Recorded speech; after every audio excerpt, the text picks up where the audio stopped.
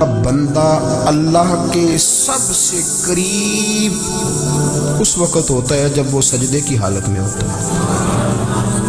کس کے قریب ہوتا ہے؟ اللہ کے سب سے قریب ہوتا ہے۔ وہ بڑا نیڑے ہے رب کے، بڑا قریب ہے، اس لیے کہ وہ حالت سجدہ میں، وہ جب سجدے کرتا ہے نا اس کی بارگاہ میں جب جھک جاتا ہے۔ آپ ذرا سجدے کی کیفیت دیکھیں نا، زبان بھی یہاں ہے، آنکھ بھی یہاں ہے، کان بھی، عقل بھی ساری، اس نے سارا کچھ رکھ دیا سجدے۔ آپ وہ کبھی پیچھے جائیں تو دیہاتوں میں کہا جاتا تھا ناک سے نکیریں نکالو، بہت بڑی سزا ہوتی تھی نا، ناک سے نکیریں نکالو، بڑی سزا ہوتی تھی۔ تو اس نے کہا مالک مجھے کسی نے کہا نہیں، پر دیکھنا میں نے رکھ دی ساری عقل سجدے میں، اور رکھ کے کہا کیا؟ سبحان ربی یا اللہ میں پست ہوں تو اعلیٰ ہے، اللہ تو میرا رب ہے اور تو سب سے اعلیٰ۔ اتنا، اور فرمایا جب یہ اس کیفیت میں ہوتا ہے تو پھر یہ اپنے رب کے قریب ہوتا ہے۔ کثرت عبادت، نوافل، ہمارے ہاں عمرے کی قرآن اندازی محفلوں پہ ہونے لگ گئی ہے، حالانکہ حدیث سے ثابت نہیں۔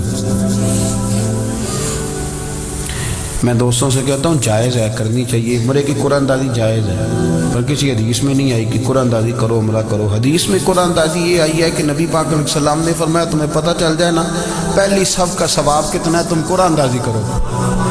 عمرے کی قرآن اندازی کا تو پوسٹر چھپتا ہے، تو یہ والی قرآن اندازی کا بولیے ہونی چاہیے کہ نہیں؟ حضور نے فرمایا تمہیں پتہ چلے کہ اس کا ثواب کتنا تو تم قرآن اندازی کرو، تم قرآن ڈالو۔ جب آپ نماز پڑھ رہے ہوتے ہیں، جب آپ کا مصلی آباد ہوتا ہے، صلاح الدین ایوبی ایک بزرگ سے ملاقات ہو گئی، بیت المقدس پر قبضہ تھا عیسائیوں کا، تو صلاح الدین بڑے پریشان تھے۔ بابا جی کہنے لگے پتر کیا ہوا؟ کہنے لگے حضور پتہ چلا ہے دشمن کے 2 بحری بیڑے اسلحہ لے کے آ رہے ہیں، مسلمان پہلے ہی کمزور ہیں، اور اب اگر 2 بحری بیڑے اور آ گئے تو حضور مسئلہ بن جائے گا۔ تو میں پریشان ہوں کہ کس طرح یہ کم مسئلے والی ہماری فوج ہے کیسے مقابلہ کرے گی؟ تو بابا جی کہنے لگے پتر اس طرح کرنا، آج رات تو بھی دعا کرنا اور میں بھی کروں گا، تو بھی دعا کرنا، آپ ناراض نہ ہونا، ہم تو پیروں والے ہیں، ہم تو پیروں کے نوکر غلام ہیں، ہمارا تو گزارا ہی نہیں، ہمیں تو ملتا ہے سارا کچھ وہاں سے۔ پر میرا سوال یہ ہے کہ تعویذ لینے جاتے ہو نفل کیوں نہیں پڑھتے؟ رات اللہ اللہ کیوں نہیں کرتے؟ یہ بھی تو ہمارے بزرگوں کا ہی طریقہ ہے، انہوں نے تو ہمیں سکھایا ہے۔ صلاح الدین ایوبی سے بزرگوں نے کہا کہ رات آج میں اللہ اللہ کرنا، تو میں تیرے لیے دعا کروں گا، تو بھی دعا کرنا۔ تو بندہ جب دکھی ہوتا ہے تو سجدہ کرتا ہے، تو پھر ہی تو مصلی بھیگ جاتا ہے، پھر ہی تو مزہ آتا ہے۔ سکھی بندہ تو کعبے جا کے نہیں روتا، دکھی تھے، تکلیف تھی، تو سر رکھا سجدے میں تو تڑپ کر، اور وہ بابا جی کہتے ہیں میں مسجد آیا تو صلاح الدین چیخیں مار کے رو رہا تھا اور کہہ رہا تھا مالک میں کوئی اپنی شان کے لیے تو نہیں نہ لڑ رہا، اللہ کو میں کوئی قبضوں کے لیے تو نہیں لڑ رہا، مالک تیرے لیے لڑ رہا ہوں، مجھے بے آبرو نہ کرنا، میری مدد فرما۔ کہتے ہیں میں آیا تھا کہ مسجد میں دعا کروں گا، پر صلاح الدین ایوبی کو روتے دیکھا تو میں لوٹ گیا۔ تو سویرے صلاح الدین ملے تو بڑے خوش تھے، میں نے کہا پتر کیا ہوا؟ کہنے لگے حضور وہ بحری بیڑے 2 آ رہے تھے نا اسلحہ لے کے، دونوں ڈوب گئے پانی میں ڈوب گئے۔ تو بابا جی کہنے لگے صلاح الدین وہ پانی میں نہیں ڈوبے، وہ تیرے آنسوؤں میں ڈوب گئے، وہ غرق ہو گئے، وہ جو تو نے مصلی بات کیا تو وہ تیرے آنسوؤں میں ڈوب گئے، وہ غرق ہو گئے، وہ تباہ، اتنے قیمتی تھے تیرے آنسو کے بہا لے گئے دشمن کے بحری بیڑوں کو۔ میرے بھائی ٹھیک ہو گیا، میرے عزیز سمجھ لیں اس بات کو ہمیشہ کی، اور اس پر غور کرنے اچھے طریقے سے کہ میرے رسول کریم سید عالم صلی اللہ علیہ وسلم نے نا ہماری توجہ دلائی، حضور نے ہمیں بتلایا، ہمارا ذوق بڑھایا عبادت کی طرف۔ ایک صحابی تھے حضرت ابو فاطمہ رضی اللہ تعالیٰ عنہ، یہ ترمذی شریف کی حدیث ہے۔ نبی پاک علیہ السلام نے فرمایا ابو فاطمہ قیامت کے دن مجھ سے جلدی ملنا چاہتے ہو کہ دیر کے ساتھ؟ تو کہنے لگے حضور کون ہوگا جو دیر سے ملنا چاہے؟ ہم نے تو جان دے دی وعدہ دیدار پر۔ اعلیٰ حضرت فرماتے ہیں جان دے دی وعدہ اور نقد اپنا دام ہو ہی جائے گا۔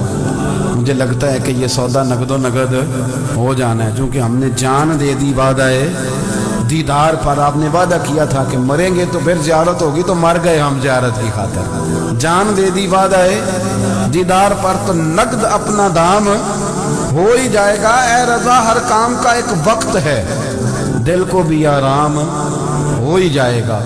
تو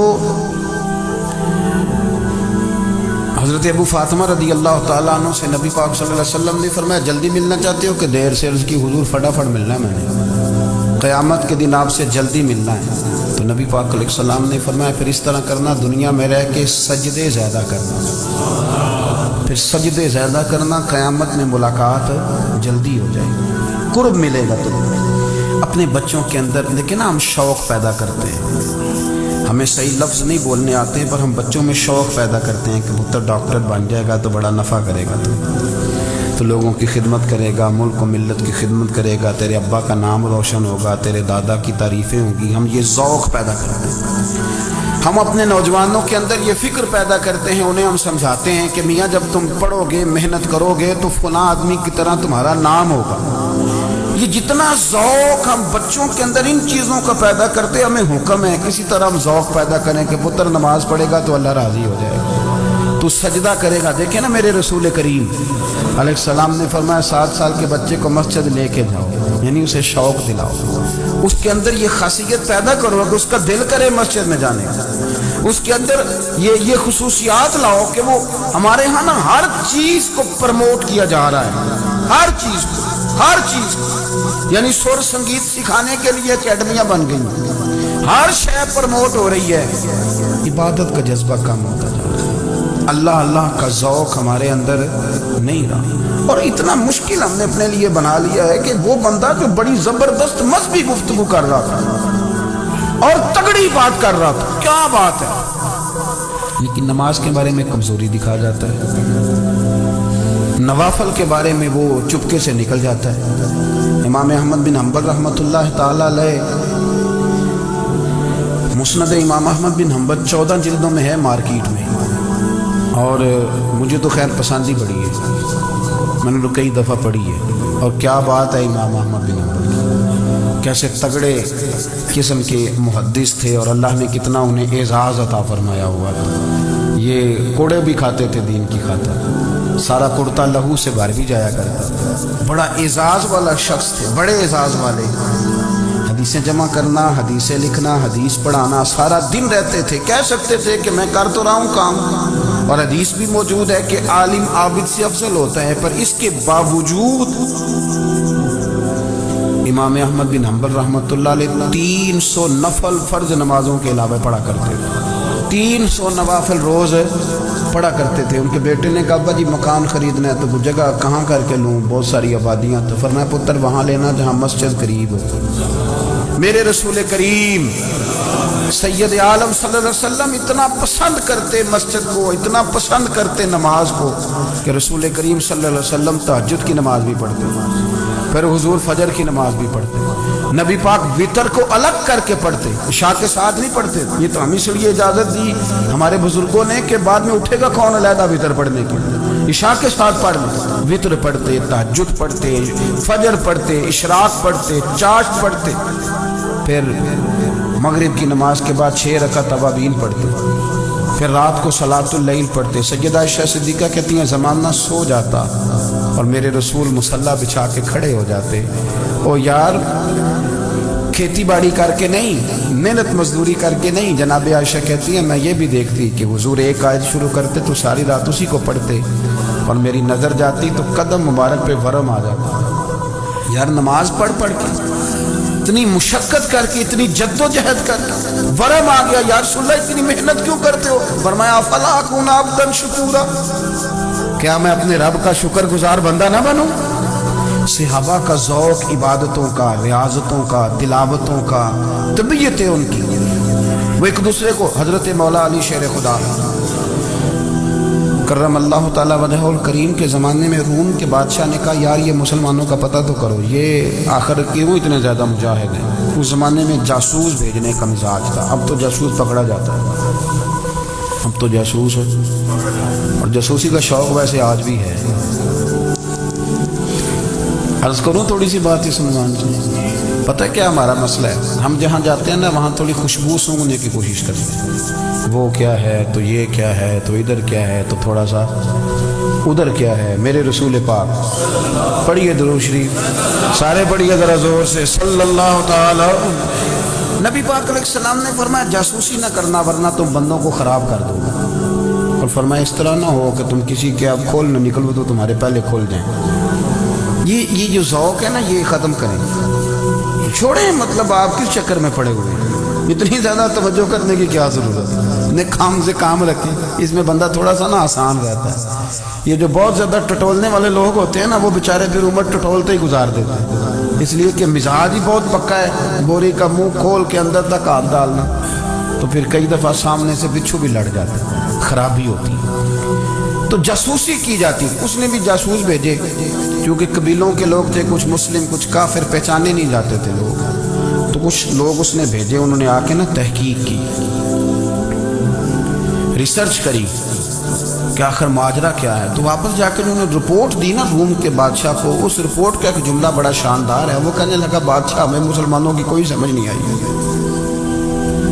ہمیں کوئی سمجھ نہیں آئی۔ انہوں نے کہا کیوں نہیں سمجھ آئی؟ کہنے لگے یار عجیب بندے ہیں، جب رات مسلح پہ بیٹھتے ہیں تو یوں لگتا ہے ان کا دنیا سے رشتہ ہی کوئی نہیں، کوئی کسی کو نہیں جانتا، کوئی اپنے دکھ سنا کے رو رہا ہے، کوئی اپنی بات کر کے رو رہا ہے، لگتا ہے کہ ان کا کوئی رشتہ ہے ہی نہیں جب مسلح پہ بیٹھتے ہیں۔ اور فرمایا جب سویرے یہ جہاد کرنے نکلتے ہیں تو لگتا ہے ان سے زیادہ دلیر ہی کوئی نہیں، حالانکہ جو مسلحوں پہ رونے دھونے کے لوگ ہوتے ہیں وہ کئی دفعہ جہاد میں کام نہیں کرتے، لیکن عجیب لوگ ہیں کہ رات کے راہب ہیں، دن کے مجاہد ہیں، کوئی سمجھ نہیں آتی۔ میرے عزیز، ان لوگوں نے مسلح آباد کر کے رکھا، تلاوتیں ان کا ذوق رہی، منظر روز پڑھنا، اسباق پڑھنا، وظائف پڑھنا، یہ ان کا ذوق رہا۔ اعلیٰ حضرت بریلوی رحمت اللہ نے 1000 کتاب لکھی ہے، لیکن الوظیفۃ الکریمہ کے نام سے جو وہ صبح و شام وظائف پڑھتے تھے وہ الگ انہوں نے ان کو بیان کیا، پابندی کے ساتھ اپنی اللہ اللہ کرتا۔ شیخ شہاب الدین سہروردی رحمت اللہ علیہ اس پر ایک بندے نے اعتراض کیا، اس نے کہا جی آپ کس قسم کے صوفی ہیں، مرید بیٹھے ہیں اور آپ وہاں نفل پڑھ رہے ہیں؟ یہ بھی بڑا مسئلہ ہوتا ہے نا، جو بندہ ملنے آتا ہے وہ اپنے ٹائم کے حساب سے آتا ہے، اور پھر اس کا یہ بھی خیال ہوتا ہے کہ پیر صاحب جو ہیں وہ چونکہ درویش ہیں تو نہ انہیں روٹی کھانی چاہیے نہ سونا چاہیے، چونکہ وہ درویش ہیں، اور ہم چونکہ درویشوں کے ماننے والے ہیں لہذا ہمارا یہ طریقہ ہونا چاہیے کہ جیسے ہم کہیں درویش ویسے ہی کر جائے۔ حالانکہ اس کو آپ درویش کہیں گے آپ اس کی مانیں گے، آپ منوائیں گے نہیں، ہمارا مزاج ہوتا ہے۔ شیخ شہاب الدین پر لوگوں نے اعتراض کی، حضور لوگ ملنے آئے ہیں، زیارت کرنے آئے ہیں، بندے دعا کرانے آئے ہیں، اللہ اللہ کرانے آئے اور آپ نفل پڑھ رہے ہیں، کیا جملہ ہے، کیا حسن ہے، کیا خوبصورتی ہے۔ فرمانے لگے رب رسول سے مانگنے کے لیے مصلی بچھایا ہے، اگر وہاں سے مانگوں گا نہیں تو تمہیں دوں گا کیا؟ پہلے مجھے کچھ لے تو لینے دو، اگر میرے پلے کچھ ہے ہوگی تو آگے دوں گا نا، تو میں مانگنے گیا تھا کہ یا اللہ دے تیرے بندے لینے آئے ہیں، دے تو میں کچھ لوں گا تو آگے دوں گا نا۔ لیکن ہمارا یہ سٹیٹس، یہ مزاج، یہ شعور نہیں ہے۔ گپیں، کہانیاں، داستانیں، گفتگو، خطابت، باز، کیا بات، لیکن اگر کچھ کرنے کا کام ہو تو وہ نہیں ہم سے ہوتا۔ میرے نبی کریم علیہ السلام نے مصلی سے دل لگانے کا درس دیا، حضور نے توجہ دلائی، صحابہ اس ذوق کے حامل لوگ تھے، وہ کوشش کرتے تھے۔ جناب صدیق اکبر رضی اللہ تعالیٰ عنہ کا عبادت کا مزاج ہمیشہ قائم رہا۔ حضرت عمر فاروق ساری رات اللہ کے حضور کھڑے رہے۔ حضرت عثمان غنی رضی اللہ تعالیٰ عنہ عشاء کی نماز پڑھ کے 2 رکعتوں کی نیت باندھتے تھے، 15 سپارے پہلی رکعت میں پڑھ دیتے اور 15 سپارے قرآن مجید کے دوسری رکعت میں پڑھ دیتے تھے۔ آپ نے نا حضرت عمر فاروق کے وصال کے بعد ان کی ایک بیوہ سے نکاح کیا، حضرت عثمان غنی نے نکاح کیا۔ وہ خاتون آپ کے نکاح میں آئیں تو عرض کرنے لگی امیر المومنین میرے لیے اعزاز تو بہت ہے کہ میں امیر المومنین کی بیوہ تھی تو امیر المومنین کی منکوحہ ہو گئی ہوں، لیکن حضور نہ تو میں جوان ہوں کہ میرے اندر رغبت ہوتی اور نہ میں اب اس قابل ہوں کہ کوئی خدمت کر سکوں، میرے ساتھ نکاح کی وجہ کیا بنی؟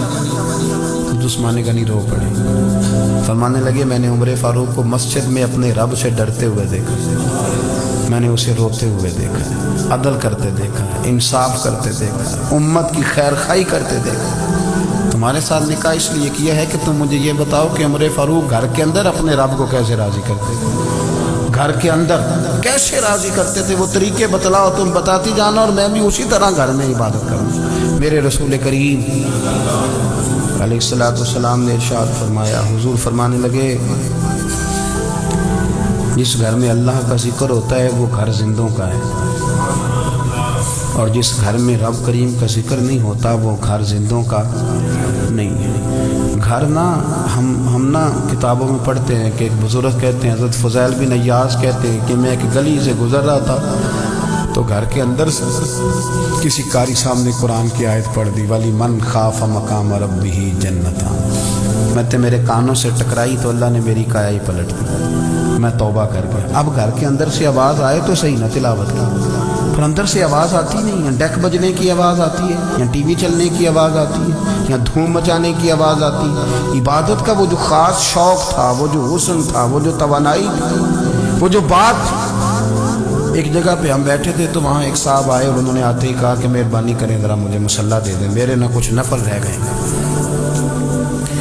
تو میں نے وضو کر لیا تو کوئی مصلی مل جائے، مصلی انہیں دے دیا گیا، وہ مصلی لے کے چلے گئے تو پیچھے ایک صاحب نے تبصرہ کیا، کہنے نے کتنا ریاکار بندہ ہے، لوگوں کو دکھا رہا ہے کہ میں نفل پڑھتا ہوں، ہے کو بات کرنے والی۔ میں نے اسے کہا، میں نے کہا تو مہربانی کرنا اس طرح کی ریاکاری تو بھی کر، پکڑ مصلی اور جا تو بھی تھوڑی ریاکاری کر کے آ، اٹھ ذرا، شکر کر کوئی یہ ریاکار بھی ملا ہے، کوئی نفل پڑھ کے ریاکاری کر رہا ہے۔ اللہ کا میں کہتا ہوں کو پڑھے تو صحیح نہ یار، یہ کوئی دور ہے نفل پڑھنے کا، اس میں تو لوگوں کا مزاج ہی نہیں، طبیعت ہی نہیں۔ میں نے کہا چل مہربانی کر یہ لے مصلی اور تو بھی جا تھوڑی سی یا کاریا ریاکاری کرو تو صحیح نا، مزاج ہی نہیں، ذوق۔ جمعے کی نماز پڑھ کے یوں دنیا بھاگتی ہے، او ہو پتہ نہیں کون سی پیچھے آگ تھی جو بجھائی جائے، اور آج تک لوگ مسئلہ پوچھ رہے ہیں کہ جمعے کی بعد والی سنتیں کتنی ہوتی ہیں۔ میں نے کہا کتنے سال ہو گئے جمعہ پڑھتے، کتنے سال ہو گئے، ابھی تک سنتوں کا نہیں پتہ، ابھی تک نہیں علم کے پہلے کتنی رکھتے ہیں اور بعد میں کتنی رکھتے ہیں۔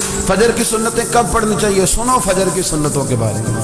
میرے رسول کریم سید عالم صلی اللہ تعالی علیہ وسلم سے ایک صحابی نے پوچھا تھا، حضور میری فجر کی سنتیں رہ گئیں یا رہ جاتی ہیں تو حکم کیا ہے، کیا انداز ہے حضور کا۔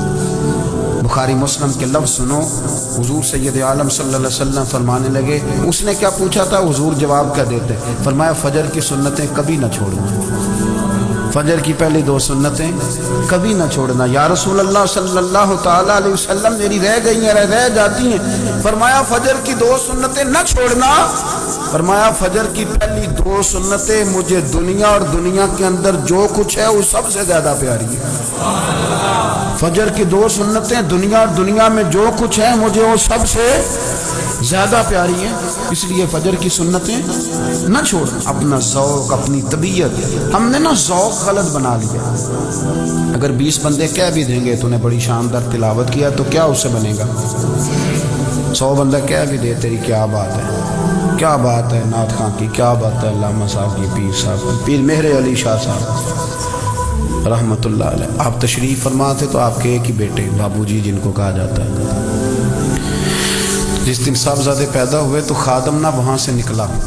ان لوگوں کے شوق اور طرح کے تھے نا تو ان کی توجہ بھی اپنے شوق کی طرف رہتی، تو خادم نکلا اندر سے، پیر صاحب مبارک ہو، پیر صاحب مبارک ہو، پیر صاحب مبارک ہو، پیر صاحب مبارک ہو، شور کر رہے ہیں۔ تو پیر صاحب کو وجد ہو گیا، اللہ اکبر اللہ اکبر اللہ، وہ کیا ہوا، کس بات کی مبارک دے رہے ہو؟ کہ حضور اللہ نے بیٹا دیا۔ تو آپ فرمانے لگے اچھا حضور آپ کیا ہوا، آپ تو پریشان ہو گئے۔ فرمانے لگے جب تو نے 3 دفعہ کہا نا مہر علی کو مبارک ہو تو میں سمجھا تھا شاید تجھے کسی نے بتا دیا ہے کہ مہر علی سے اللہ راضی ہو۔ میں سمجھا تھا کہ شاید تو یہ خبر لے کے آیا ہے کہ کسی نے بتایا ہے کہ مجھے آج خبر ملی ہے کہ مہر علی سے رب اچھا پتر ہوا ہے، الحمدللہ اللہ کا شکر ہے، پر میرے لیے مبارک کا دن وہ ہوگا جب میرا رب کہے گا کہ میں مہر علی سے راضی ہوں، میرے محبوب کہیں گے کہ میں مہر علی سے۔ آپ بات کو سمجھیں، شوق ہی کسی اور طرف تھا، دل ہی کہیں اور لگا ہوا تھا، طبیعت ہی کہیں اور مائل تھی۔ کوئی وظیفہ پوچھتے تھے تو پڑھتے تھے وہ لوگ، کچھ اللہ اللہ انہیں بتائی جاتی تھی تو کرنے کا ذوق رکھتے، طبیعت طبیعت تھی، قائل تھے. حضرت ربی کہتے ہیں میں بڑی دور سے سفر کر کے گیا حضرت اویس کرنی سے ملنے، بڑی دور سے. اور جب میں پہنچا تو فجر کا وقت تھا، تو حضرت اویس کرنی کو میں نے پا لیا. تو وہ نماز پڑھ کے نا قرآن شریف لے کے بیٹھ گئے. فرماتے ہیں اشراق چاشت کا وقت ہوا تو نفلوں کی نیت باندھ لی. محدث ابن الجوزی نے لکھا ہے، فرماتے ہیں پھر جب زوال کا وقت ہوا تو مسجد میں جھاڑو دینے لگا. زور کی نماز پڑھ کے تو عصر کی تیاری تک وہ مسجد میں بیٹھے رہے. اور میرے نبی پاک علیہ السلام نے فرمایا جو نماز کے انتظار میں بیٹھا ہو وہ نماز ہی میں ہے، وہ نماز ہی میں ہے. فرمایا میری دنیا میری امت کی جو رہبانیت ہے نا وہ اتنی ہے کہ نماز کا انتظار کرے. اذان کے بعد نماز کا یہ راہب ہے، یہ اس وقت چھوڑ کے بیٹھے ہیں سارا کچھ. فرماتے ہیں عصر تک انہوں نے اللہ اللہ کی، پھر مغرب تک کی. عشاء کی نماز ہوئی تو نماز پڑھی تو وہ تھک گئے. اب مجھے وہ فارغ ہوں مصلی چھوڑے تو میں ملاقات کروں نا. کہ آپ حیران نہ ہو کہ اتنی دیر بندہ کیسے اللہ اللہ کر. ہم نے کی نہیں نا اس لیے ہم پریشان ہیں. جو عادی ہوتے ہیں وہ کر بھی لیتے ہیں. وہ یہ کام میری بات بھی سمجھ آ رہی ہے. جب جاتے ہو کسی دفتر میں تو 8 گھنٹے کھڑے رہ لیتے ہو نا.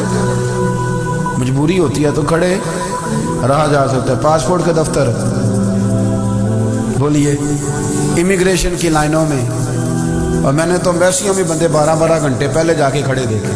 رہ لیتے ہیں کھڑے. تو اگر ان کاموں کے لیے رہا جاتا ہے تو اللہ رسول کے لیے بھی کھڑے رہا جا سکتا ہے. تو فرمانے لگے کہ جب عشاء کی نماز کے بعد آخر انسان تھے تھک گئے، نیند کا غلبہ ہوا تو تھوڑی ایسے آنکھ بند ہوئی تو کھلی تو رونے لگے. حضرت ویسے کر دیا، رو کے کہنے لگے مالک مجھے غافل تو نہ کر، ابھی میں نے کیا بھی کچھ نہیں، دن ختم ہو گیا، کوئی نفل نہیں، کوئی اللہ اللہ نہیں، اللہ مجھے غافل نہ کر، میری مدد فرما. فرماتے ہیں جب وہ روئے تو میرے ساتھ جو شخص تھا میں نے کہا اٹھو چلیں. کہنے لگا حضور ملنا نہیں. فرمایا جو میں لینے آیا تھا وہ مجھے مل گیا، جو میں ان سے سیکھنے آیا تھا وہ مجھے نصیب ہو گیا. اب اور میں نے کیا لینا، ختم ہو گئی بات، اٹھو چلیں. اللہ کے بندوں نے حضرت ربیہ بن کعب اسلمی رضی اللہ تعالیٰ عنہ فرماتے ہیں، کہتے ہیں جب بنو قریظہ اور بنو نذیر یہودیوں کے ساتھ حضور علیہ السلام نے جنگ کا اعلان فرمایا تو وہ دشمن ہو گئے. ہمیں خطرہ تھا کہ وہ رات کو کہیں محبوب کو تکلیف نہ دیں. تو کچھ لوگ نا تلواریں لے کے نبی پاک کے دروازے پہ پہرے داری کرتے تھے. گن مین رکھنا حرام نہیں، اگر کسی کو واقعی خطرہ ہو تو اس کے لیے سنت بھی ہے. حضرت علی المرتضیٰ تلوار لے کے حضور کے گھر کا پہرا دیتے تھے. حضرت ربیہ بن کعب اسلمی رضی اللہ تعالیٰ عنہ فرماتے ہیں کہ رات میری ڈیوٹی تھی کہ میں حضور کے گھر کا پہرا دوں گا. تو فرماتے ہیں میں باہر سن رہا تھا، ساری رات ہی میرے نبی پاک نے اللہ کی تسبیح پڑھی. ساری رات، کبھی تسبیح، کبھی تحلیل، کبھی تحمید، کبھی تکبیر، ساری رات. فرماتے ہیں ساری رات حضور پڑھتے رہے اور ساری رات ہی میں سنتا رہا. مجھے اونگ آ گئی، میری آنکھ لگ گئی، حضور ابھی پڑھ رہے، میں تھک کے سو گیا. اور فرماتے ہیں جب میری آنکھ دوبارہ سے کھلی تو میرے کانوں میں پھر کوئی چیز گونجی تو میں نے کان لگایا تو میرے حبیب ابھی بھی اللہ کو یاد کر رہے. ساری رات حضور رب کی عبادت کرتے سو. اسی لیے تو کہا یا ایھا المزمل قم اللیل الا قلیلا. حبیب ساری رات تو نہ جاگا، تھوڑا آرام بھی کر لیا. میرے بھائی اپنا مصلح، اپنی عبادات، اپنے وظائف، اللہ اللہ جو آپ نے کسی سے سیکھی ہے اس کو کبھی کمزور نہ ہونے دیں. شجرہ شریف جو کسی بزرگ سے آپ لے لیتے ہیں تو کیا رسم ہے کوئی؟ اس پہ کچھ لکھا ہوتا ہے، وہ پڑھنے کے لیے دیا جاتا ہے. اس پہ لکھا ہوتا ہے کہ یہ اللہ اللہ آپ نے کرنی ہے. ساری زندگی کسی اسکول میں داخل ہو گئے اور وہاں جا کے آپ نصاب ہی نہ پڑھیں، کتاب ہی نہ کھولیں تو پاس ہو جائیں گے؟ وہ کہتے ہیں میں 20 سال جاتا رہا ملا کچھ نہیں. تو آپ نے لیا کیا؟ ایک اتنی سی کتاب تھی، اس کو تو کھول کے آپ دیکھ نہیں سکے، اس کے وظائف تک تو رسائی نہ ہوئی. اس لیے کہ اللہ اللہ کرنا مشکل ہے اور تصویر کھنچانا یہ آسان کام ہے. تو جو آسان ہے اس طرف ہماری توجہ لگی رہتی ہے اور جو مشکل ہے اس طرف ہم ذوق پیدا نہیں کرتے. یا ایھا الناس اعبدوا ربکم الذی خلقکم والذین من قبلکم لعلکم تتقون. اے لوگو اس رب کی عبادت کرو جس نے تمہیں پیدا کیا اور تم سے پہلوں کو پیدا کیا، اس لیے عبادت کرو کہ تم پرہیزگار ہو جاؤ گے. مالک سمجھنے کی توفیق عطا فرمائے.